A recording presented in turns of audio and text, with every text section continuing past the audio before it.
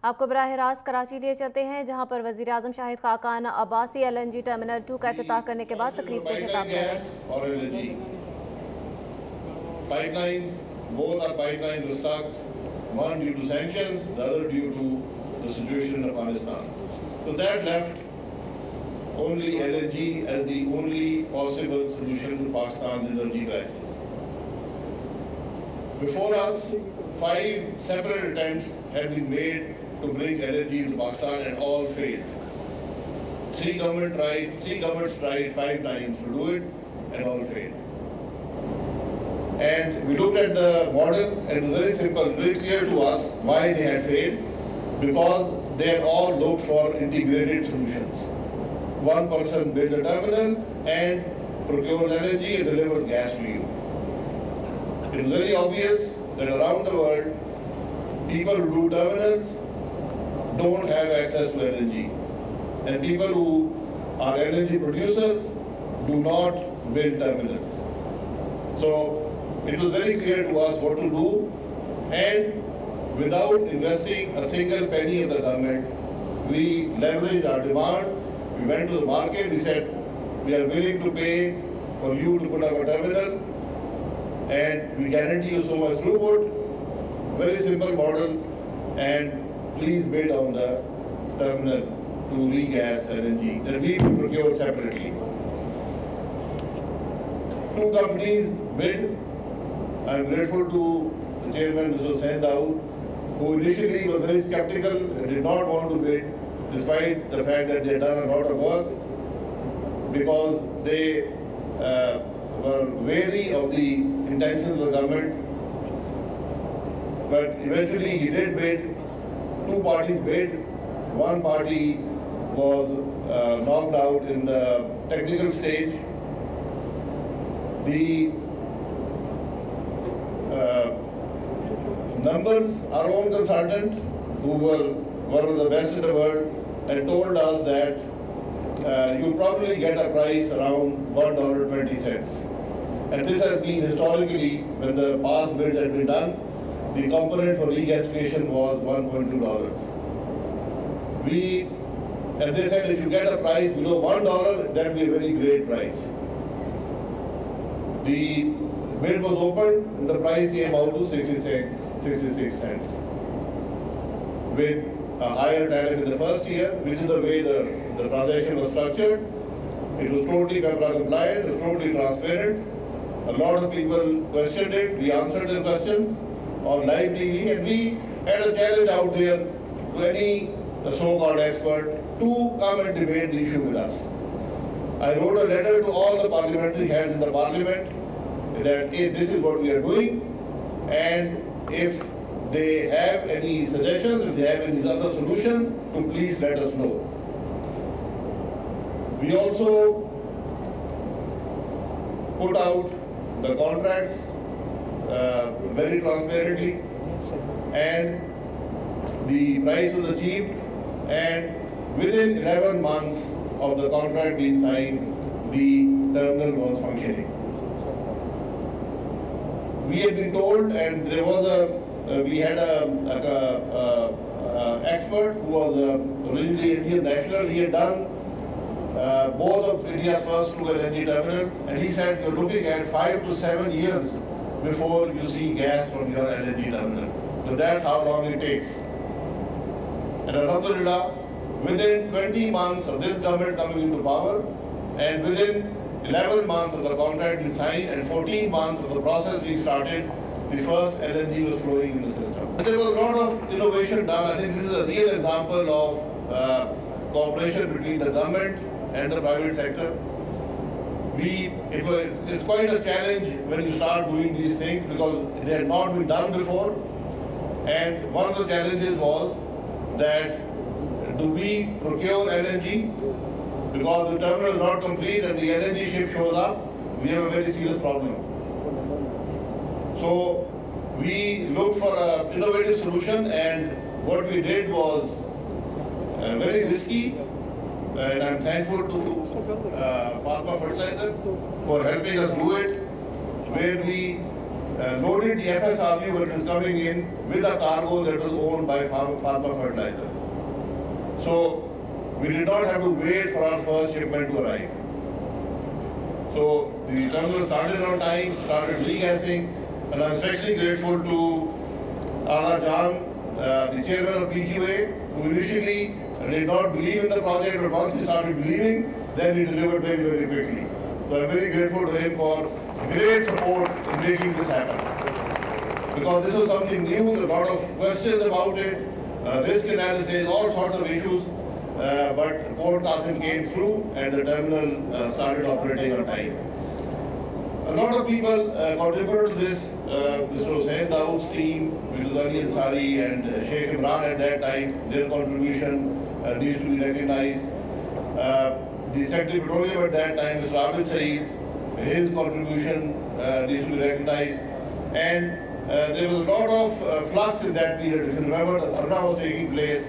And I still remember that we used to work late, and one day the demonstrators took over the road leading to the offices. So the secretary and myself, we waited at night and we walked through the parking lot and we climbed over the wall and through the jungle and we walked home.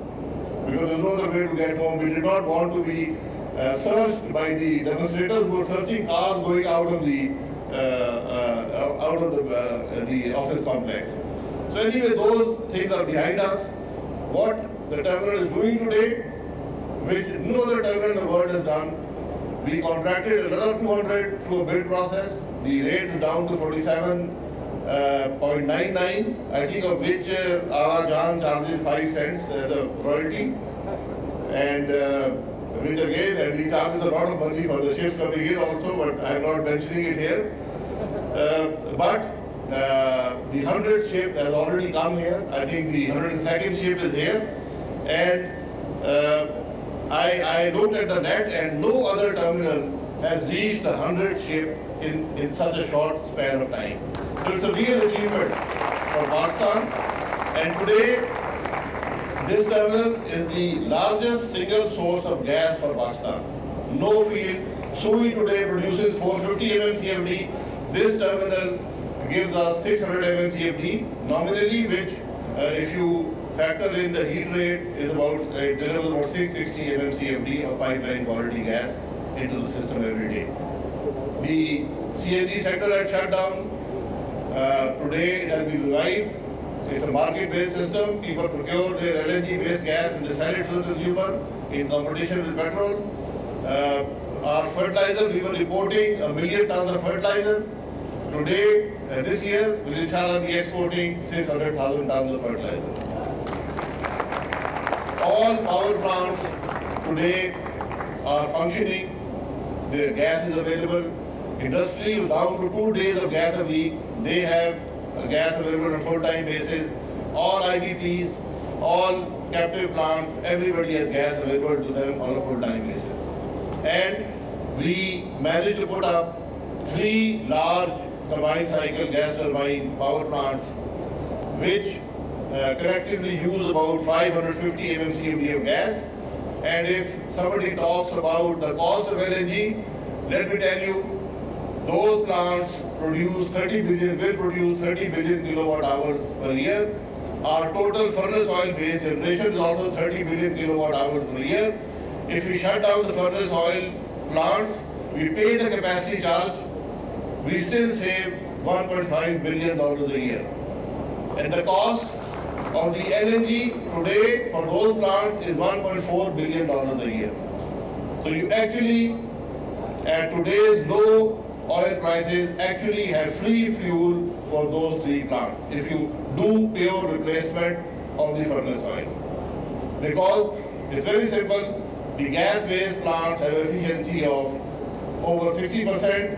The furnace oil generation in Pakistan collectively is below 35%. So the efficiency savings pays for the fuel itself. So there is a huge shift and this will continue.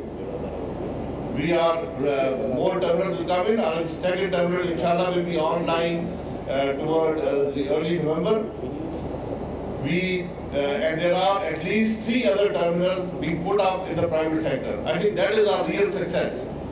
That there is confidence in the private sector today who want to put up their own terminals, who want to bring their own LNG, who want to deliver gas from that LNG to the customer and get paid for it directly without the government being involved.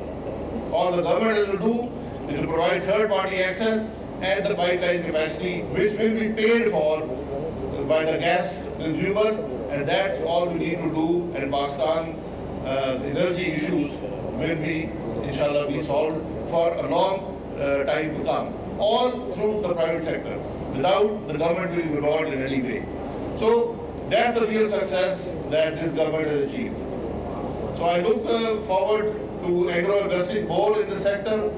I look forward to the other investors who are the world's leading players. We have one project which has not achieved FID yet, but we hope it will achieve FID in a few weeks, which is owned by Agro and Total and Qatar Petroleum and Mitsubishi and Hope. So world-class players are coming and looking at Pakistan, looking at this sector, and they will inshallah deliver gas to solve our energy problems. So again, let me thank all of you here for being here today. This is really Pakistan-led, Pakistan-owned and Pakistan-driven solution that you see here. It's not a very visible solution, but the energy crisis that this government has fixed, this is a large part of that solution. And what has been done here really is no less than a miracle. Nobody believed it. Everybody thought it will take years before Pakistan sees LNG terminal and LNG-based gas, and it was done in a period of less than 14 months from start to the first gas. So again, let me thank Mr. Hussain Dawood and his team and all of you here, and I wish you more success. Alhamdulillah, this terminal has operated successfully without any serious issues for over 30 months now, delivering gas to Pakistan's energy needs, and I'm sure there will be a success in the future. This is a success story quoted by the energy community all over the world. Bangladesh started years before us, and they have yet to see their first LNG-based gas. Alhamdulillah, we've been operating for over 30 months now. So I thank all of you, and I hope that Agro continues to grow and Agro contributes more. I know they're talking about a second terminal, and I wish them success with that terminal also. Thank you very much. वज़ीर आज़म Shahid Khaqan Abbasi LNG terminal की इफ्तिताही तकरीब से खिताब कर रहे थे। उनका ये कहना था कि LNG टर्मिनल 330 दिन की रिकॉर्ड मुद्दत में तामीर किया गया है।